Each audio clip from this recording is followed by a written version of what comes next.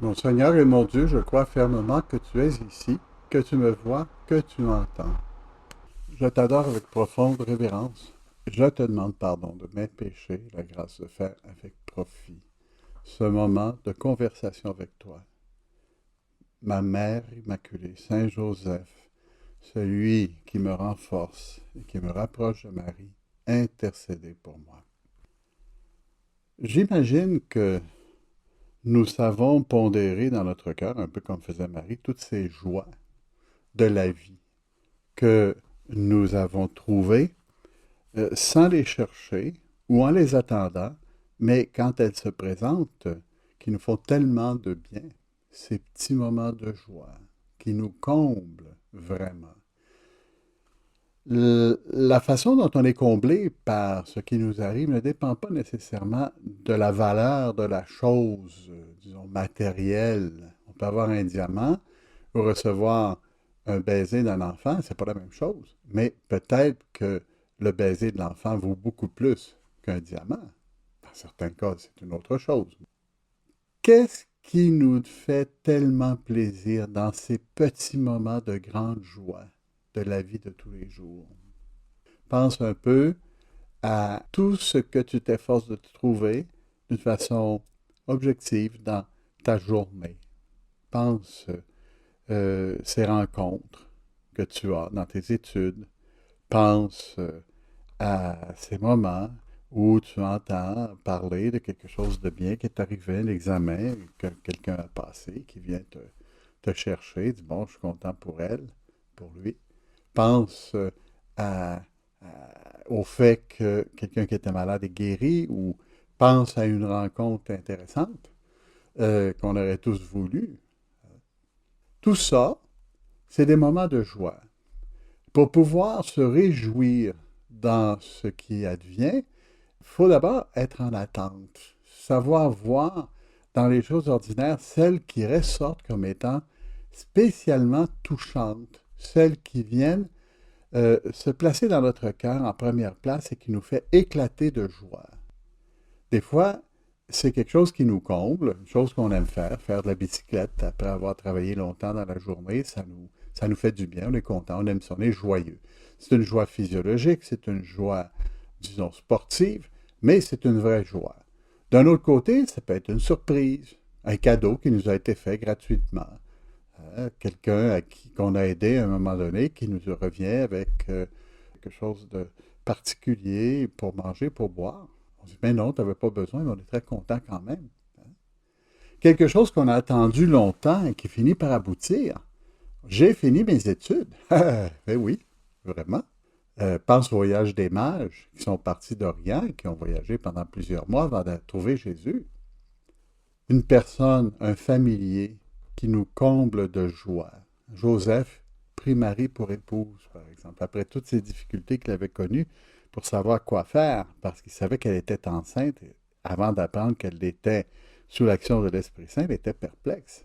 Mais quelle joie lorsqu'il a découvert que Marie était destinée pour être son épouse. Le psaume d'aujourd'hui nous parle de la joie. Quelle joie quand on m'a dit, nous irons à la maison du Seigneur. Ça, c'est quelqu'un qui observe. Nous irons à la maison du Seigneur. Est-ce qu'on est comme ça quand on va à l'église? Est-ce que ça nous donne la joie de pouvoir avoir la messe?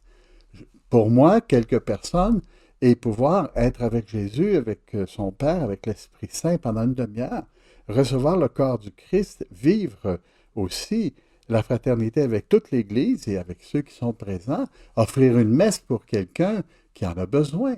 La joie qu'on a de savoir qu'on participe à un mystère divin devrait nous procurer cette même joie, sauf si on s'est habitué.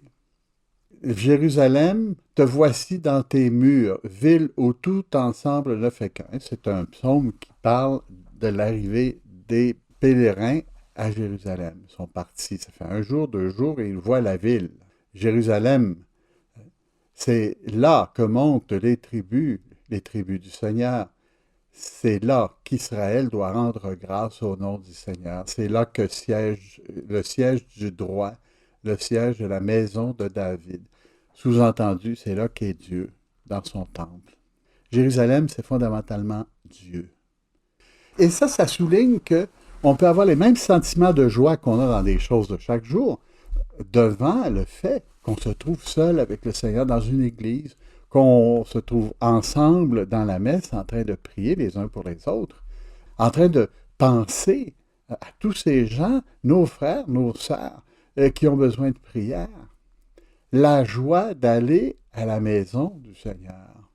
On éclate de joie quand on va voir des amis, quand on va voir des gens de la famille. Je me souviens, j'avais une tante préférée, et quand on allait pour la voir, c'était toujours yes, parce qu'il fallait aller assez loin. C'était dans les Laurentides, au nord de Montréal. Ça prenait 1 heure et demie, 2 heures pour se rendre, et puis c'était un paysage différent, mais aussi, ma tante était extraordinaire. C'était ma tante préférée, il faut le dire. Alors on allait là, puis c'était toujours de la joie, du début jusqu'à la fin. Hein, des choses qui n'arrivaient pas dans la ville où je demeurais. Il y a les souhaits de paix, les acclamations dans la ville. Il y a la présence de Jésus à la messe, qui est à Jérusalem. La nouvelle Jérusalem nous est présentée dans la messe de chaque jour. Nous vivons dans la suite de la Toussaint et du jour des morts. On a vécu ça il y a 2 jours. Et c'est un moment où on se penche sur ce pèlerinage que chacun de nous veut faire pour aller à notre Jérusalem définitive, le moment où nous allons rencontrer Dieu et il va nous embrasser en nous disant « Je t'ai tellement attendu, je t'ai tellement aimé. Viens dans la joie de ton Maître te réjouir pour l'éternité. » Et c'est vrai, c'est tout à fait vrai. On oublie ça, mais pense-y, mon frère, ma soeur, pense à ça, que le Seigneur est celui qui nous attend le plus d'entre les deux. Il nous voit tels que nous sommes. Nous le supposons sans le voir. Nous le voyons à travers le don de la foi, qui est beaucoup, mais nous ne le voyons pas avec nos yeux et nous sommes facilement capables de trahir Dieu précisément parce qu'il est loin de nos yeux. Mais quand même, nous voyons, nous savons, nous avons reçu tellement de choses dans notre vie que ce qui va se passer le jour de notre rencontre avec Dieu va être absolument extraordinaire. Et quelle joie nous aurons de nous trouver devant le Seigneur, même si nous devrons passer par le purgatoire. Parce que le purgatoire, ce n'est pas une prorogation. Le purgatoire, c'est un temps de purification qui va nous permettre d'enlever les obstacles pour être plus près de Dieu. Et on va être joyeux même en souffrant.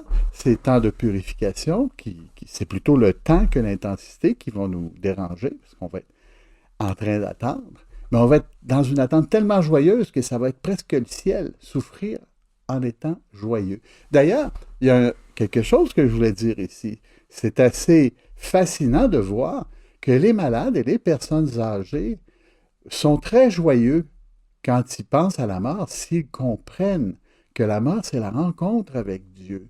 C'est le moment de l'embrassade définitive avec Dieu notre Père. Wow!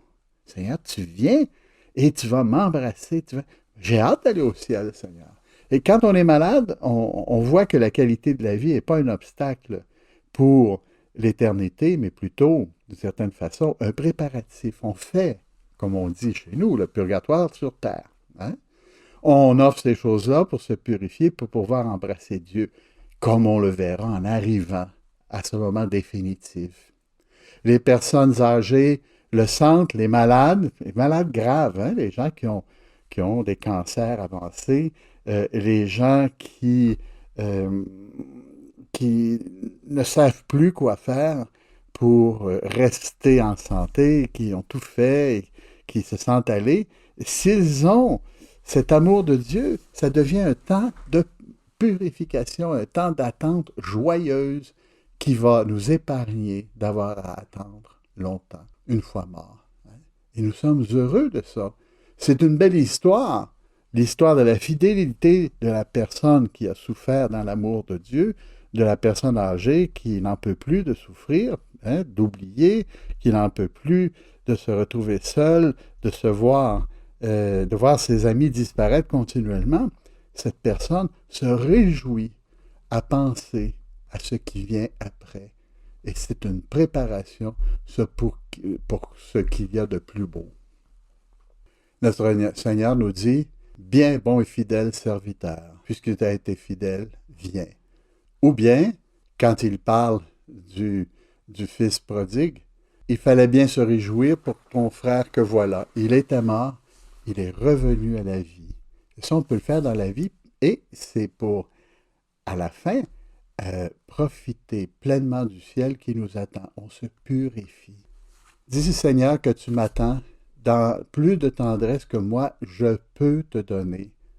Je veux voir ton visage, Seigneur. Je veux voir ton visage. Les saints l'ont proclamé, et je le répète moi aussi. Et tu me réponds, va, vends tout ce que tu possèdes, puis viens et suis-moi. Seigneur, je te demande de m'accompagner sur ce chemin qui me mène dans la Jérusalem céleste pour y trouver le réconfort que j'ai déjà sur la terre, mais qui va être incomparablement plus grand et plus vrai. Je demande à ta mère, Marie, de me diriger toujours vers toi. Au nom du Père et du Fils et du Saint-Esprit. Amen.